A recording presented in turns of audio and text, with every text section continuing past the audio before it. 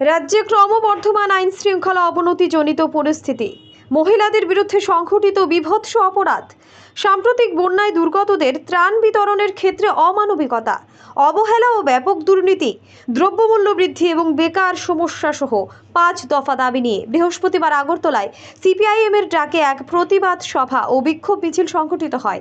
এই সভায় উপস্থিত ছিলেন প্রাক্তন মুখ্যমন্ত্রী মানিক সরকার ও সিপিআইএম দলের রাজ্য সম্পাদক জিতেন্দ্র চৌধুরী, সিপিআইএম এর আহ্বায়ক নারায়ণ কর সহ অন্যান্য নেতৃবর্গ।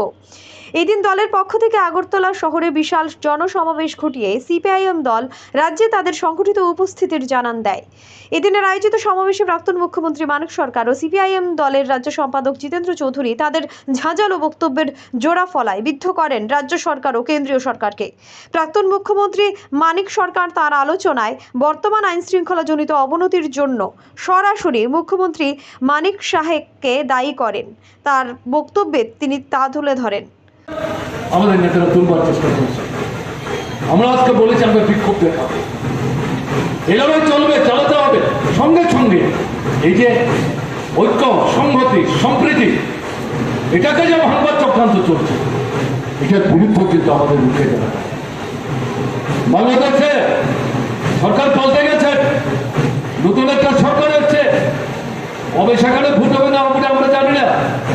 পার্শ্ববর্তী রাষ্ট্র নজর থাকবে না মনে করার কারণ নেই।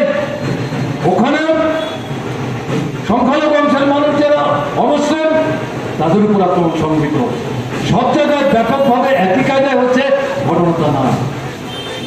এর মধ্যে হিন্দুরা চ্যানেলটা চলছেন, হিন্দুরা, খ্রিস্টান, বুদ্ধ ধর্মাবলম্বী, এরকম যারা উপজাতি অংশের মানুষ চট্টগ্রাম এলাকার, তারাও একে ভিত্তি করে ভারতবর্ষের কোনো কোনো জায়গায় ত্রিপুরা সহ দেখা যাচ্ছে উস্কানিদাতারা আমাদের নিজেদের মধ্যে ধর্ম, বর্ণ, সম্প্রদায়ের ঊর্ধ্বে থেকে সংহতি রক্ষা করে জীবন সাশ্রয় হওয়ার জন্য সরকারের কাছে দাবি উপস্থিত করে দাবি আদায়ের যে প্রচেষ্টা, এই প্রচেষ্টা যাতে মানুষ ঐক্যবদ্ধভাবে নিতে না পারে সেই দিকে মুখ ফিরিয়ে দেওয়ার চেষ্টা করছে।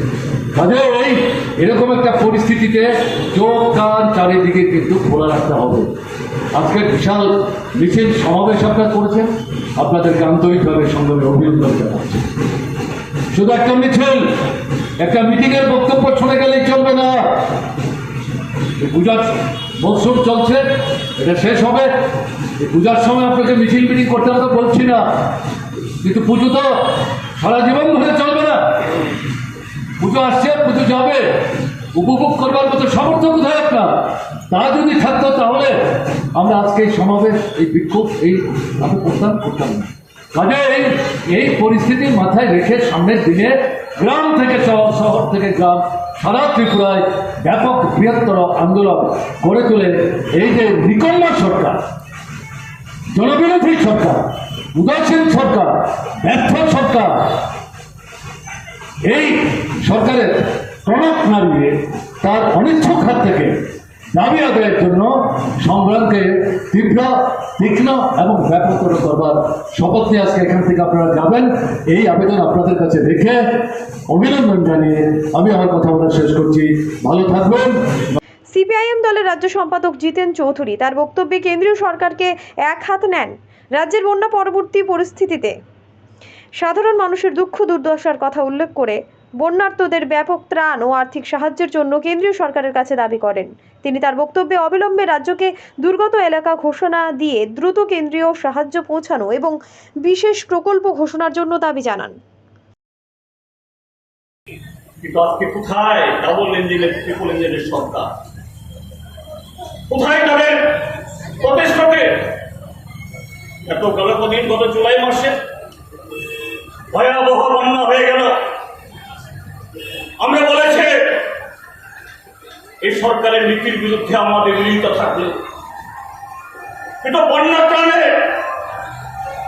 বিধ্বস্ত পরিবারগুলোর পাশে দাঁড়ানোর জন্য আমরা দুহাত বাড়িয়ে রাজ্য সরকারের পাশে আমরা আছি। সরকারকে যেমন আমরা গঠনমূলক সহযোগিতা করব, ঠিক তেমনি আমরা নিজেরা সহযোগিতা করব। রাজ্যের মাননীয় মুখ্যমন্ত্রী আমাদের রেখেছেন, আমরা গেছি, আমরা বলেছি সমস্ত ধরনের সহযোগিতা আমরা করব, এবং শুধু সহযোগিতা করব বলে মৌখিক আশ্বাস নয়, আমরা সেই জায়গাতে সুচিন্তিত ভাবে এরকম একটা পরিস্থিতিতে রাজ্য সরকার একা করতে পারবে না, আমরাও জানি। নারীর ইজ্জত সুরক্ষিত না কেন? কারণ এই সরকার জনজীবনে ক্ষমতায় টিকে থাকার জন্য, ক্ষমতা দখল করার জন্য, এটা লোকসভা হোক, এটা বিধানসভা বা সদ্য যে হয়ে গেল পঞ্চায়েত, সেখানে যেরকম ভাবে অপরাধীদের উপর ভর করে বিরোধী দলের প্রার্থীদেরকে নমিনেশন পেপার জমা দিতে না দিয়ে, তারপরও যেখানে নির্বাচন হয়েছে, ভোট হয়েছে, সেখানে যখন হাঁটতে যাচ্ছে গণনা কেন্দ্র সবটা দখল করে নিয়ে তারা এই ত্রিপুরাজ্যের ক্ষমতা তারা ভোগ করছেন।